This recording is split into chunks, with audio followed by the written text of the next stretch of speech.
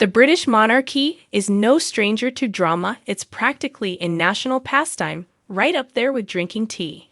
And pretending the weather isn't a disaster, but even by royal standards, things have taken a dramatic, almost Shakespearean turn. King Charles II, after spending 7 decades waiting for the crown, has now been diagnosed with cancer, throwing the monarchy into one of its most uncertain moments in recent history. Just minutes ago, King Charles has made a massive and sad admission, just as the very first details about his cancer treatment slip out. So what happens next? Is Britain about to welcome a new monarch? Are there skeletons rattling behind the palace's well-guarded doors? And most importantly, who's getting the royal courteous this time? Grab your tiara and a strong cup of Earl Grey, because we're about to break down the latest royal crisis infused with just the right amount of humor and irreverence.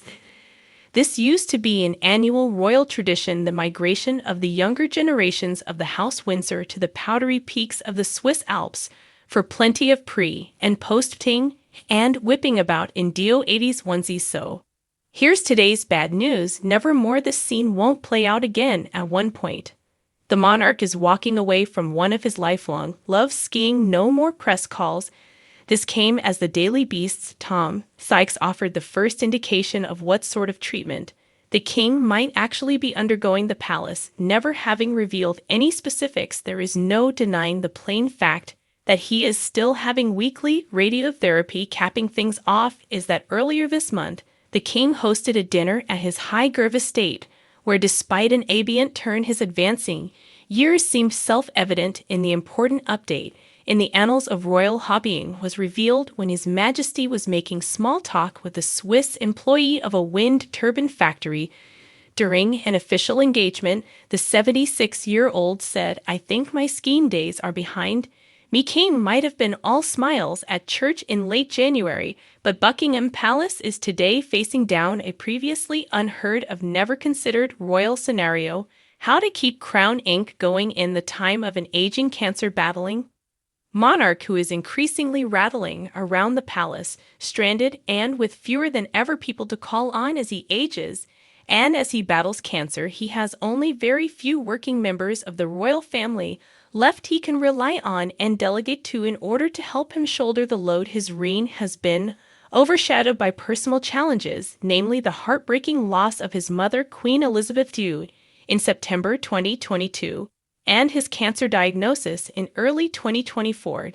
Despite this, he continued fulfilling royal duties while undergoing treatment, which will extend into 2025, though his state visits to the Holy See and Italy in April 2025 indicated progress. Some experts warned that significant challenges remain for the palace. I think also he's getting on a little bit. Obviously, he's a little bit older. I mean, when his mother became queen, and she was undertaking state visits, obviously, she was a lot younger, I think, because of obviously his age and his recent health and everything. They've probably just kind of been sensible about how they plan these kind of things. I just think they're probably just planning it carefully and trying to make the most of his time while he's overseas. I'm not too sure exactly how long he's there for, but again, these kinds of things, when they get planned, they make the most of it. While the specific type of cancer Charles has not been made public, sources noted that his treatment has been moving in a positive direction. CEO of the cancer support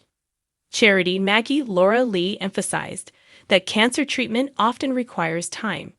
It's very common for treatment to be ongoing for very long periods of time, as is the treatment that his daughter-in-law went through, which is an intense period of treatment over a year. And then it comes to a point where it's on an end, and she's on that recovery from some of the impacts of her treatment. King Charles continues to perform his royal duties admirably despite his ongoing treatment. His commitment is truly inspiring. Do you agree with the royal experts' statement? Let us know, and then pass this along to fellow royal family fans. Royal